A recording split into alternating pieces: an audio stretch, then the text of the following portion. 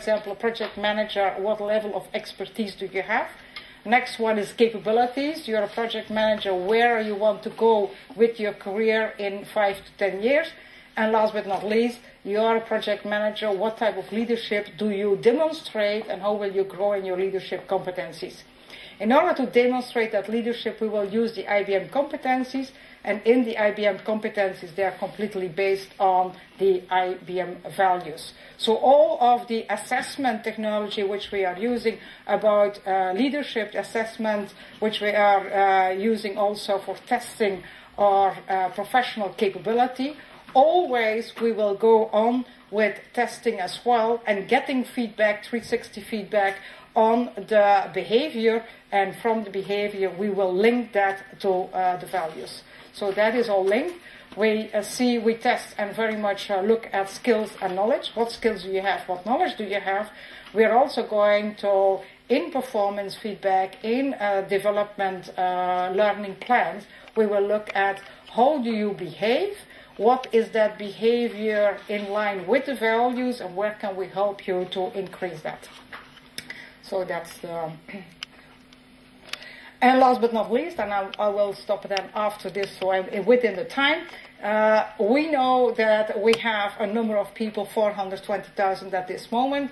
They are not all the same age and the same gender, so we are very conscious about how we look at these values and how we connect over the different I, XI, and other generations. So that is a part where we are taking values to, and in which we bring the values in a slightly different format. Nevertheless, the basic is the same, and the application of behavior in order to drive the business results, they are a common set for the company.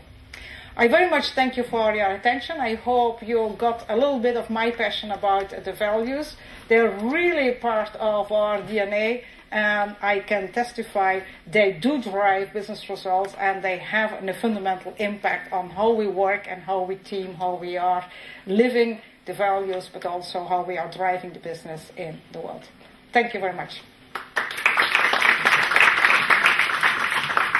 Thank you.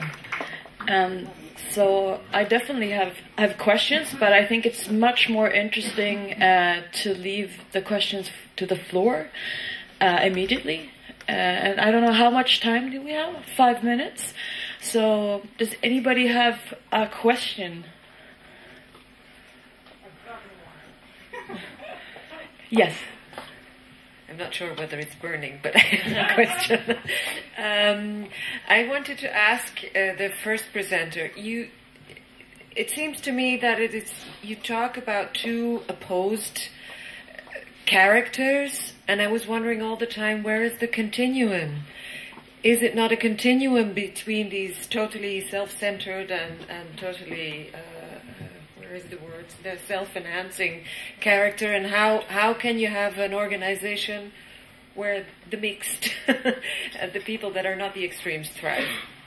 Yeah, of course, this, first of all, the first part of the question, say the personal values, there's of course quite a lot of mixture, and of course we see a huge variance of behavior in these various ways of eliciting these, and indeed, you know, the results reflect this in a neat manner. But when of course you take this into the lab, you want to sort of simplify. Laboratory studies also always a simplification of reality, and in that manner you want to sort of just extract the extremes and study those, and then the question of sort of further question is to take it to the field and study more complex environments and see whether and how these still are played out in that context. So,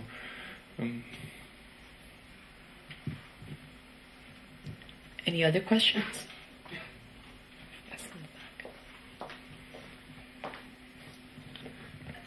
Thank you. It's a question from Mrs. Van Straten. Is the values that you promote outside and for your human resource person as well have an outcome in terms of the diversity in the personnel of IBM? Was the gender balance, for instance? Definitely, our values are helping us to have to increase our gender balance in the business. Because if you say, for example, trust and personal accountability to every action you take, you automatically include that there is respect in all this relationship, and that element is really an important element to create a climate and an environment in which different type of people really can foster and can be and flourish, I would say. So definitely also male and female.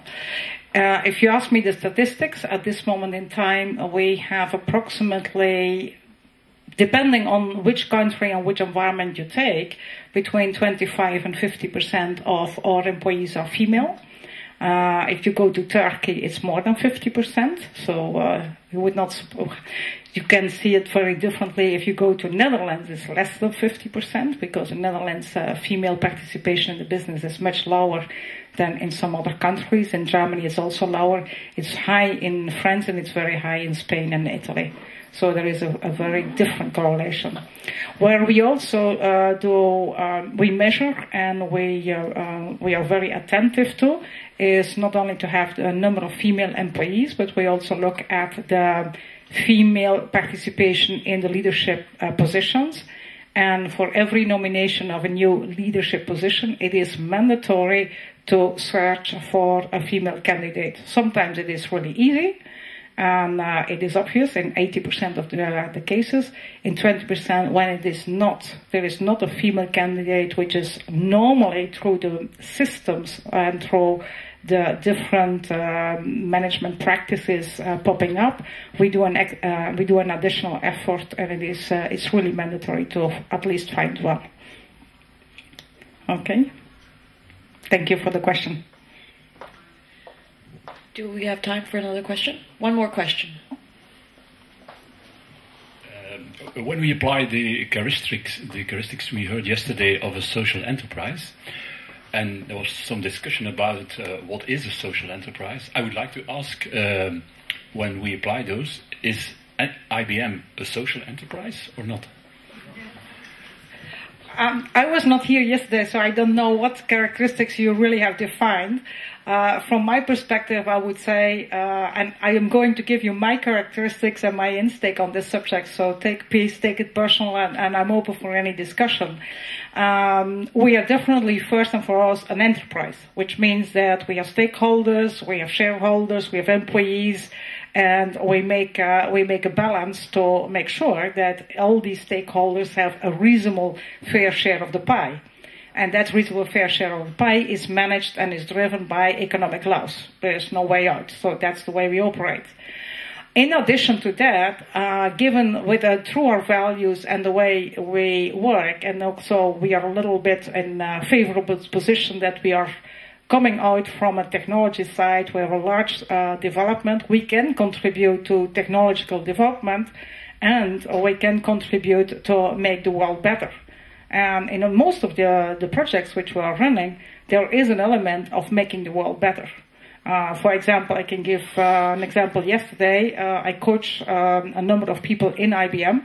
Yesterday evening, I was sitting in a coaching session with one of our top experts on risk management, who currently is working on a large project for implementing Solvency II. Well, Solvency II, banking, insurance, has directly an impact on the world. We all agree on that with what is happening over the last days. So this has a social dimension. Making the world better is definitely part of what we have in our DNA and what we have in our drivers for results.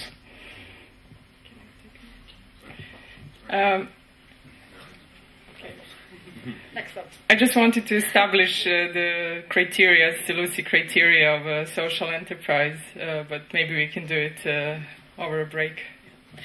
Thank you very much, Sonsicha, Mia, and Topi, and thank you for the questions.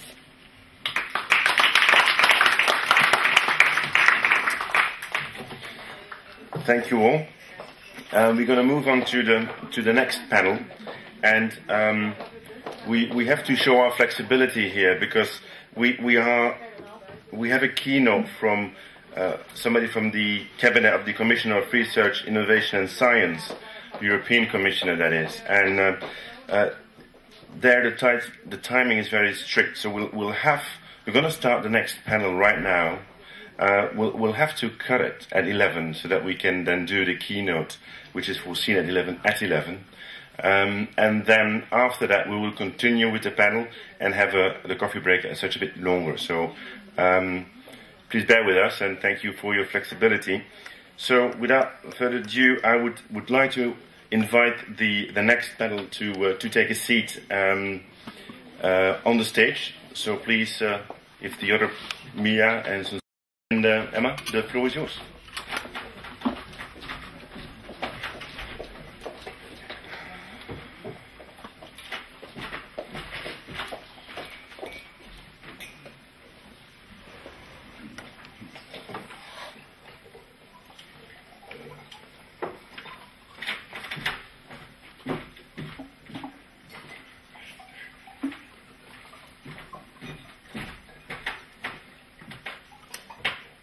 So thank you very much for being here today and for inviting me. It's a real pleasure to be here because I've been part of the SELUSI project myself when I was doing my PhD at IESE together with Johanna Meyer.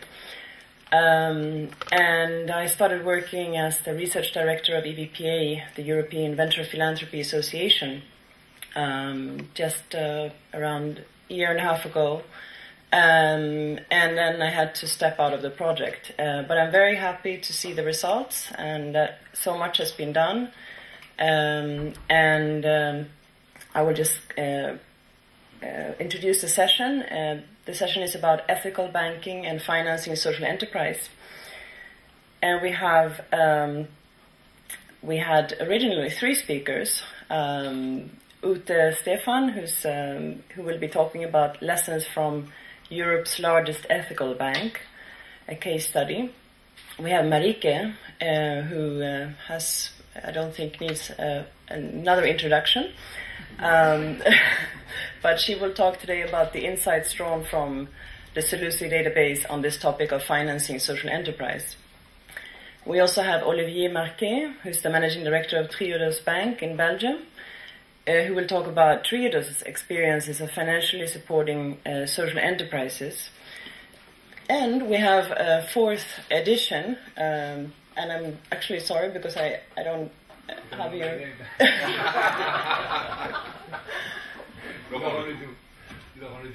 Laurent Ledoux from BNP Paribas, who will also add some insights. Sorry about that. So just looking at sort of the range of speakers, I thought that it would be interesting to put ethical banking and financing of social enterprise into perspective.